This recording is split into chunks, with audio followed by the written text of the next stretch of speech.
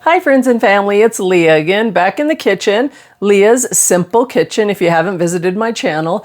Today we're going to do something just in time for Thanksgiving, which is next week, so I want to get this one video done for you. This is going to be Southern mashed potatoes. This is the way I've been eating them all my life. It's not traditional to anybody I know here in California, so I'm going to make it for you today. So if you haven't subscribed to the channel, be sure and take a minute and do that now. And we're going to get started.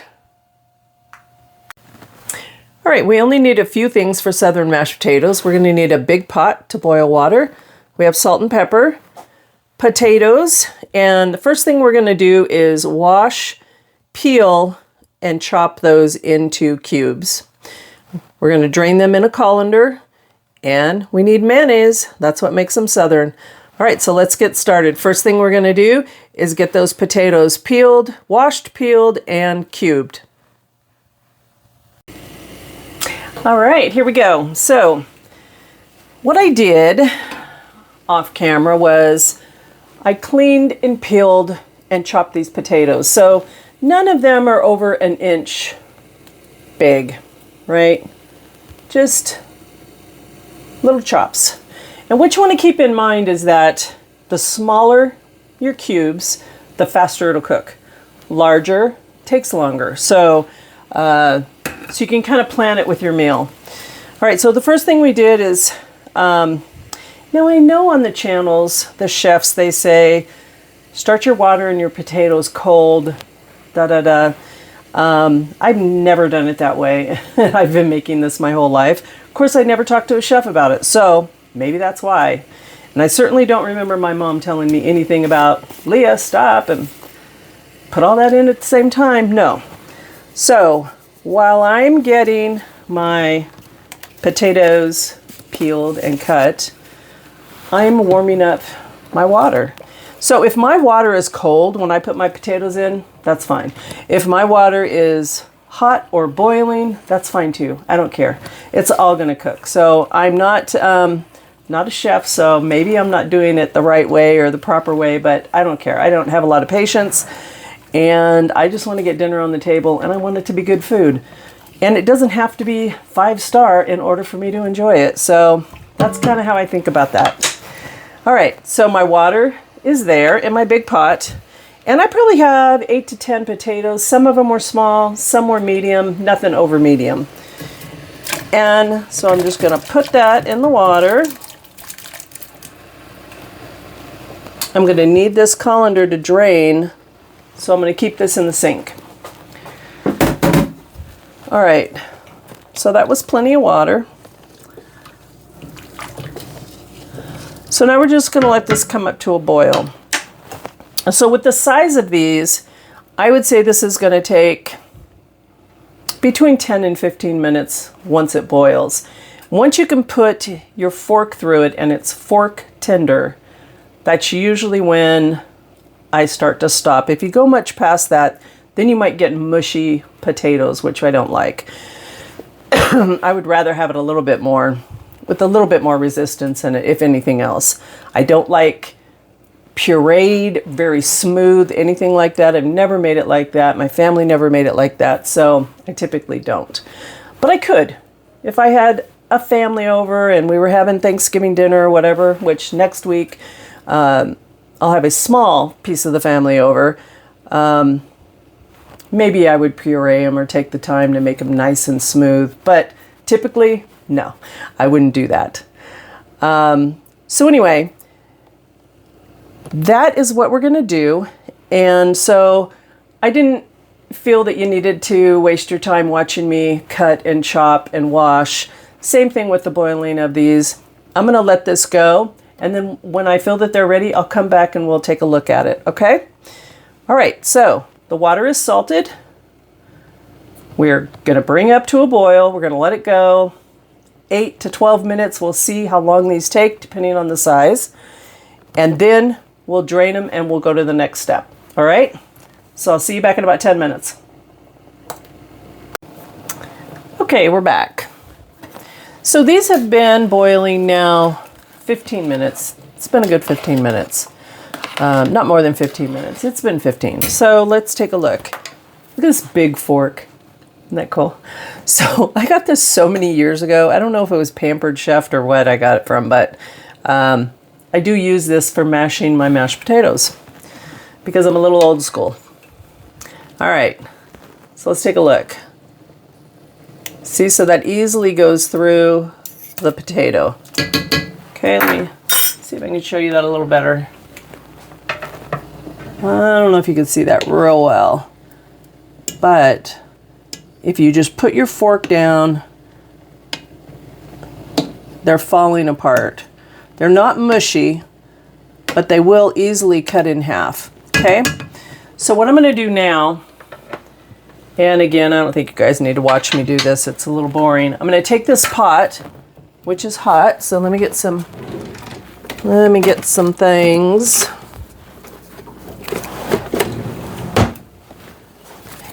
Turn my heat off. All right, I'm going to take this and I am going to drain it into the colander that I have in the sink. Okay, so let me do that real fast.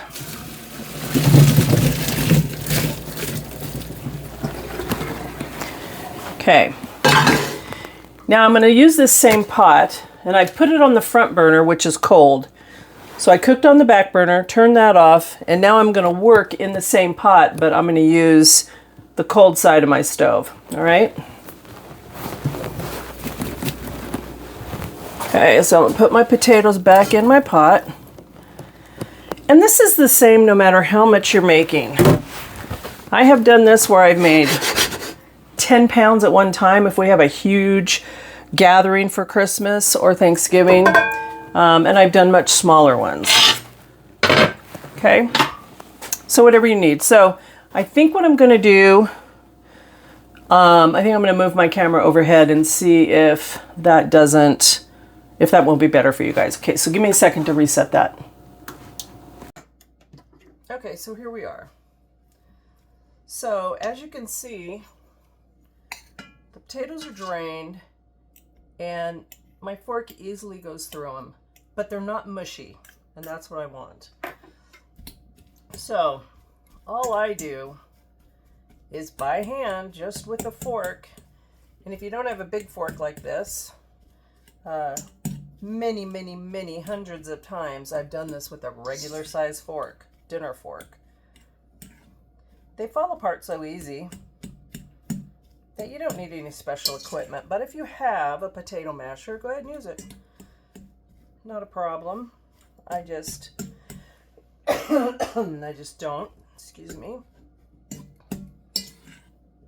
When I was a young teenager, we lived for several years in Idaho, and my job was peeling potatoes.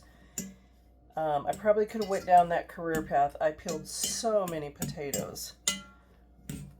And it was so funny because I didn't even know what a potato peeler was until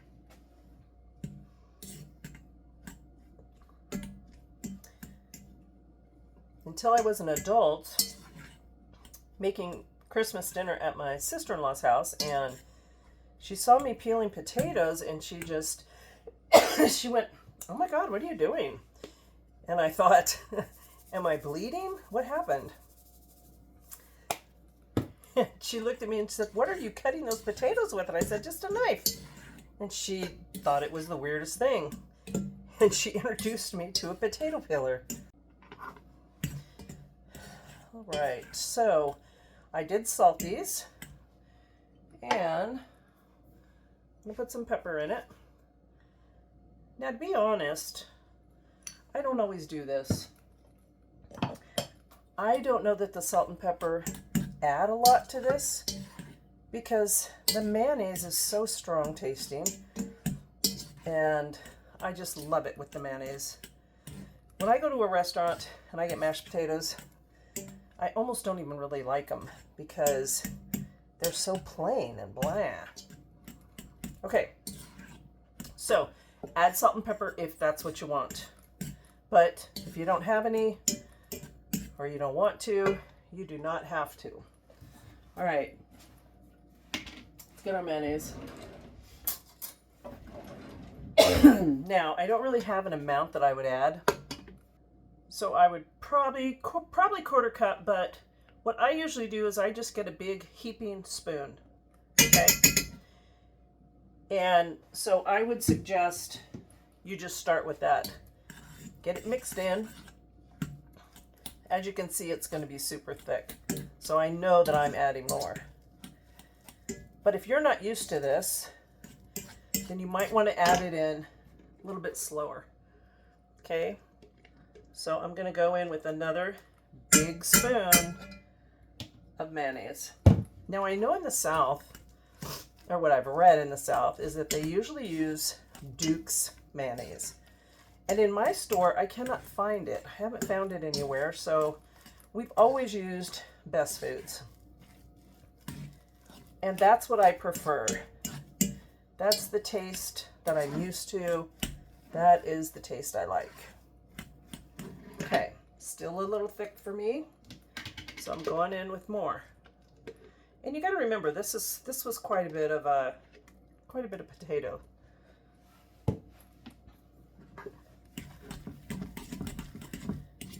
And so just get it mixed in as good as you can. And then if it's still a little thick for you, we'll add some milk. Don't have to add the milk. And to be honest, I could eat these plain just like this, and I have so many times. You don't need to put gravy. You don't need to put anything on these. These are excellent just like this. Okay, let me take a little bit of a taste. Let's see what we got here. Whoops, little taste.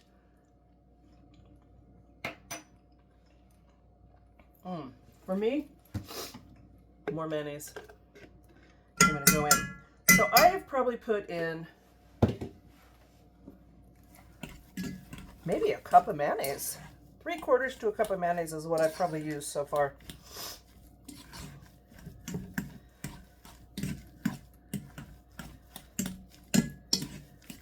Taste it for salt and pepper. And if you feel like you need some more, add some more. For me, the taste I'm looking for is the mayonnaise. I'm going to put just a little splash of milk in to loosen it up a little bit. Now, we have always eaten our mashed potatoes thick like this. And it is a little lumpy, which does not bother me one bit. I guess you could call it rustic. I don't know. But I love it this way. In fact, this is, I don't know. If you have never tried this, I really encourage you to try it. Let's try this again. Oh my gosh, that's perfect. I think I'll put just a tiny bit more milk. Smooth out just a little bit more. Oops, I'm losing my apron off my shoulder.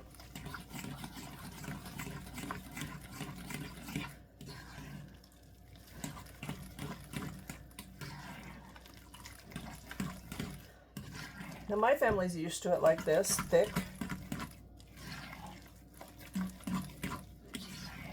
But put cream or milk in, whatever you need. Now you notice that I didn't put any butter in this. And you can if you like. Like I said, to me, I think the mayonnaise alone is perfect. But taste it, try it. Oh my God, it's so good.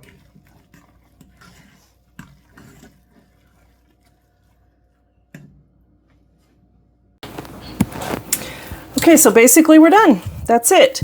If you want it thinner, just add some more milk or some more mayonnaise to thin it out, loosen it up a little more. If you like it really pureed, you could get the blender out, the hand blender, and do that. I never do that. I am perfectly happy with it just like this. So let's get it in my mama's bowl.